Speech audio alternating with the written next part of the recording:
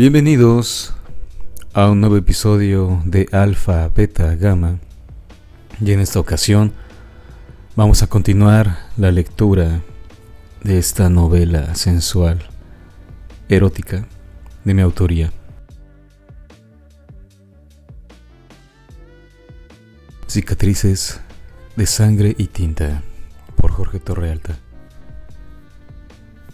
Así que vamos a avanzar sobre el capítulo 2. Y les recuerdo que esta serie de capítulos concentrados como tal, como un audiolibro, está sintetizada para su expresión en este formato. El libro que está por salir abunda más en detalles, tiene algunos otros capítulos extra y demás. Así que gracias por escucharnos y vamos allá de una vez. Cicatrices de sangre y tinta, capítulo 2, por Jorge Torrealta.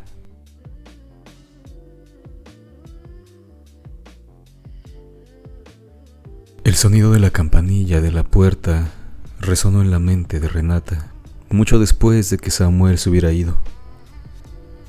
Aún sentía la vibración de la máquina de tatuar en sus manos, el peso de su mirada sobre ella, la intensidad de un contacto que nunca llegó a concretarse del todo. No había sido solo un tatuaje, había sido una conexión visceral, un roce entre dos mundos que apenas comenzaban a entrelazarse.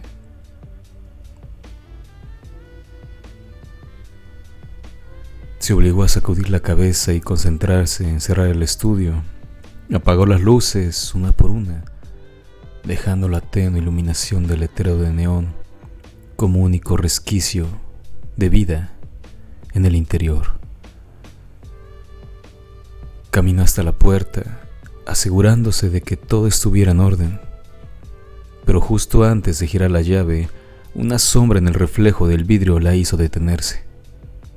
No había nadie afuera. No obstante, la sensación de ser observada la envolvió como una brisa helada. Suspiró y se alejó de la puerta. Era absurdo sentirse así. La noche traía consigo ese tipo de impresiones, sobre todo después de una experiencia como la que acababa de vivir. Sin embargo, algo en su interior le decía que aquello no había terminado. Horas más tarde, en su pequeño apartamento sobre el estudio, Renata se dejó caer en la cama sin desvestirse. El aroma de la tinta aún persistía en sus dedos, mezclado con el leve rastro de la cerveza que había bebido.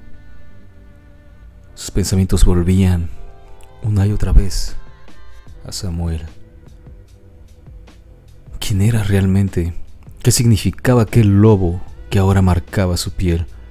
¿Por qué la sensación de que había algo en él que resonaba en su pasado? Renata cerró los ojos y recordó su infancia. Rememoró los pasillos fríos de la casa de acogida donde creció.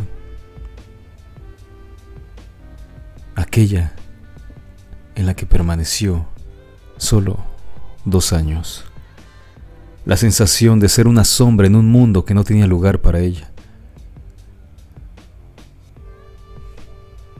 Hasta entonces había estado sola, hasta que su padre le mostró la tinta. La forma de la tinta sobre la carne, una expresión más del arte. El primer tatuaje que se hizo fue en su muslo, cuando contaba con 17 años. Se trataba de un pequeño cuervo, símbolo de la transformación, de la supervivencia. Pero el ave era más que un simple emblema, representaba una historia que aún dolía en su pecho, en lo profundo de su corazón, de su pasado.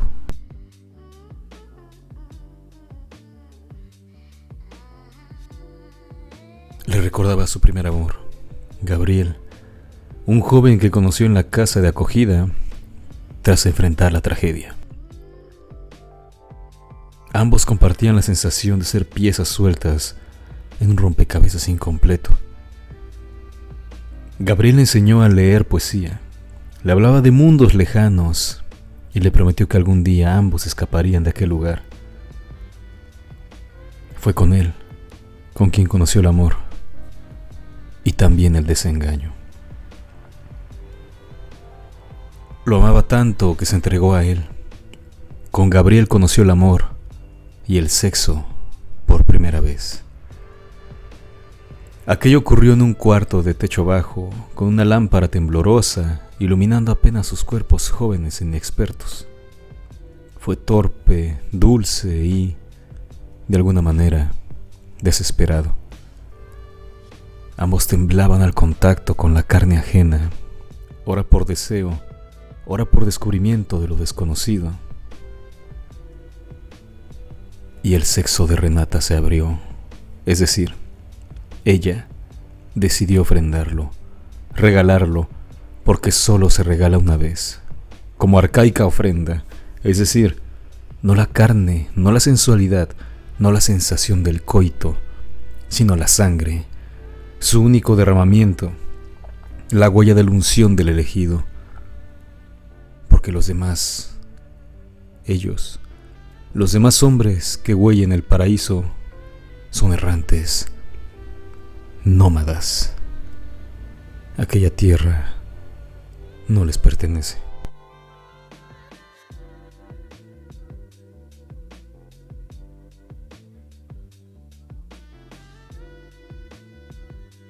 En ese momento, Renata creyó que el amor podría salvarlos a ambos, reorientarlos, el amor como brújula.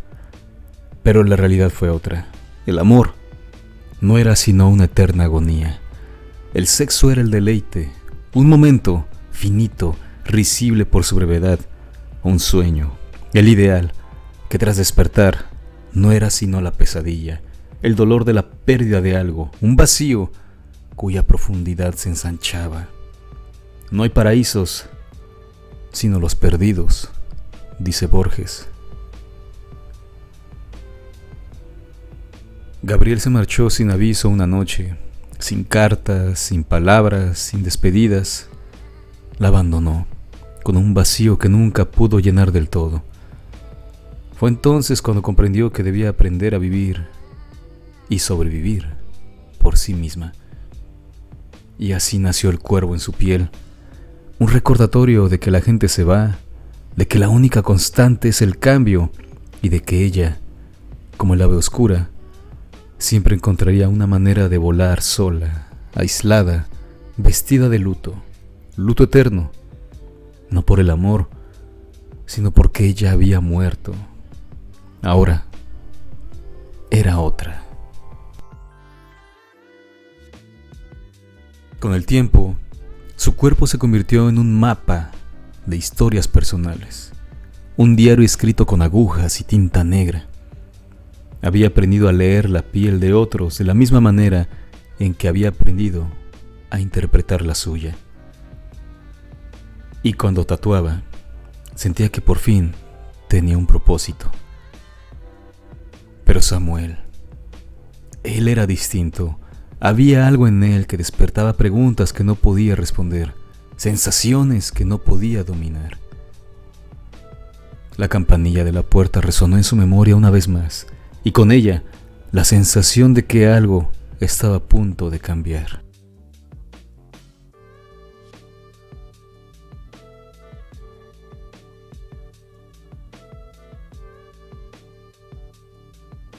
A la mañana siguiente, el estudio parecía más silencioso que de costumbre. Renata revisó su agenda, pero no tenía citas hasta la tarde. Agradeció el respiro. Necesitaba tiempo para entender lo que había sucedido la noche anterior. Experimentaba una sensación de anhelo, de nostalgia por lo que no sucedió, un dulce extrañamiento.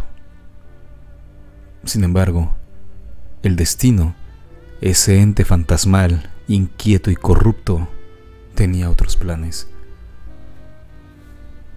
El sonido de su celular la sacó de sus pensamientos. Revisó la pantalla. Era un número desconocido. Dudó por un momento. Podría ser un banco, un estafador, valga la redundancia.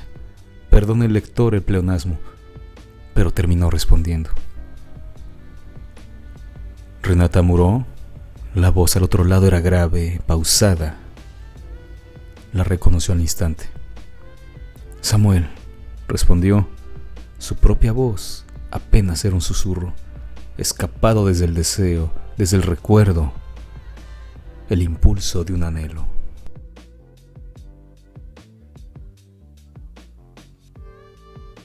Hubo un silencio tenso antes de que él hablara de nuevo. Necesito verte, dijo en tono perturbado. El corazón de Renata dio un vuelco y sintió que se ahogaba. No preguntó por qué, ni qué significaba aquella urgencia en su tono. Solo supo que el misterio apenas comenzaba. La llamada se cortó abruptamente, dejando un vacío en el aire. Renata miró la pantalla de su celular con el ceño fruncido, sintiendo una punzada de frustración. No tuvo tiempo de pensar demasiado antes de que la campanilla de la puerta sonara de nuevo. Giró la cabeza hacia la entrada y descubrió a Marco, apoyado en el marco de la puerta, con su sonrisa arrogante y el brillo engreído en sus ojos verdes.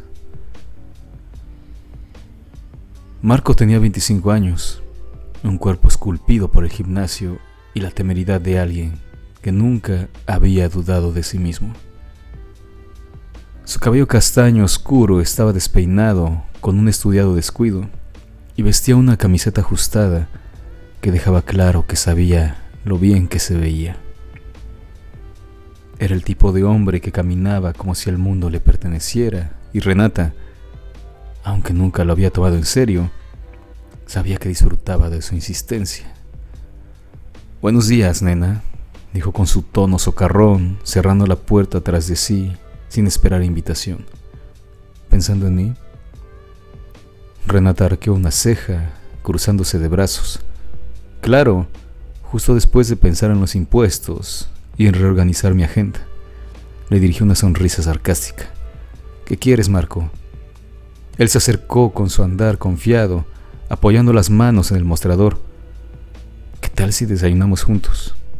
Dicen que la comida sabe mejor cuando la compartes con alguien irresistible». «Entonces ve a invitar a alguien irresistible», replicó ella, girándose a su estación de trabajo. Marco soltó una carcajada y la siguió con la mirada. «Vamos, Renata, no seas tan fría. Sé que te divierte que venga aquí solo para verte». «Me divierte como un mosquito en el oído». Marco sonrió aún más. «Eso significa que al menos notas mi presencia. Un paso más cerca del éxito». Renata rodó los ojos, pero no pudo evitar la pequeña sonrisa que asomó en la comisura de sus labios. Marco era insoportable, pero su descaro tenía un extraño encanto. Aunque no lo admitiría en voz alta, le divertía ese juego de provocaciones. «¿Quieres tatuarte o solo viniste a molestar?». «Podría tatuarme algo pequeño, tal vez tu número en mi muñeca». «Podría tatuarte la palabra rechazado en la frente», contestó ella, tomando sus guantes de látex. Marco soltó una risa profunda, apoyándose en el mostrador con la misma confianza de siempre. «Sabes que tarde o temprano dirás que sí, ¿verdad?». Renata sonrió de lado, sin responder. Sabía jugar ese juego, pero había cosas más importantes en su mente, como el misterio de Samuel.